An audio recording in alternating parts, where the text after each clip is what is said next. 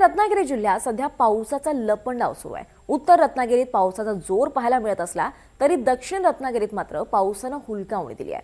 आज हवामान खात्याकडून जिल्ह्याला येलो अलर्ट देण्यात आलाय। सकाळपासूनच सर्वत्र ढगाळ वातावरण दिसतंय।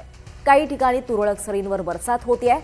जुलै महिना संपत आलाय तरी अद्याप चांगल्या आणि दमदार पावसाची मात्र प्रतीक्षाच आहे।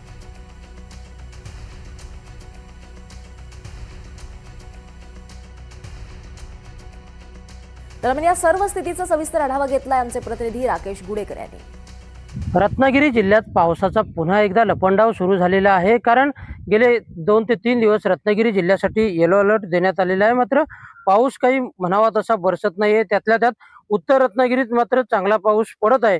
मुसळधार नसला तरी त्यातल्या त्यात बरा पाऊस पडतोय। पण दक्षिण रत्नागिरीला मात्र पावसाने हुलकावणी दिल्याचं चित्र जे आहे ते गेल्या काही दिवसांपासून आपल्याला पाहायला मिळतंय। आज देखील रत्नागिरी जिल्ह्यासाठी हवामान खात्याकडून येलो अलर्ट देण्यात आलेला आहे। असं असलं तरी सध्या रत्नागिरी आणि इतर तालुक्यांमध्ये मात्र सकाळपासून ढगाळ वातावरण असलेलं पाहायला मिळतंय। काही ठिकाणी मात्र रिमझिम सरींवर पाऊस बरसतोय।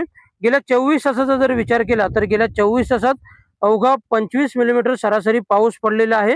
उत्तर रत्नागिरीत मात्र चिपळूण असेल, खेड असेल, त्याचप्रमाणे मंडणगड, दापोली या तालुक्यांमध्ये मात्र समाधानकारक पाऊस गेल्या 24 तासात पडलेला आहे। चिपळूणमध्ये सर्वाधिक 53.22 मिलीमीटर पावसाची नोंद झालेली आहे। त्या खालोखाल खेडमध्ये 46.42 मिलीमीटर पावसाची नोंद झालेली आहे। दापोली आणि खेडमध्ये देखील 25 मिलीमीटर पेक्षा जास्त पावसाची नोंद झालेली आहे।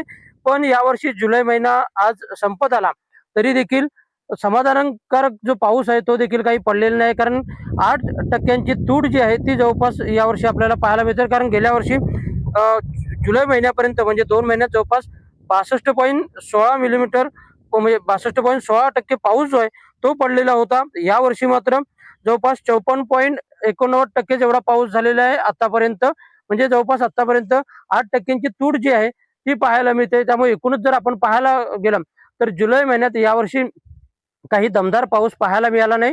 ऑगस्ट महिन्यात तरी चांगला दमदार पाऊस पडतो का हे पाहणं महत्वाचं आहे। राकेश गुडेकर, NDTV मराठी, रत्नागिरी।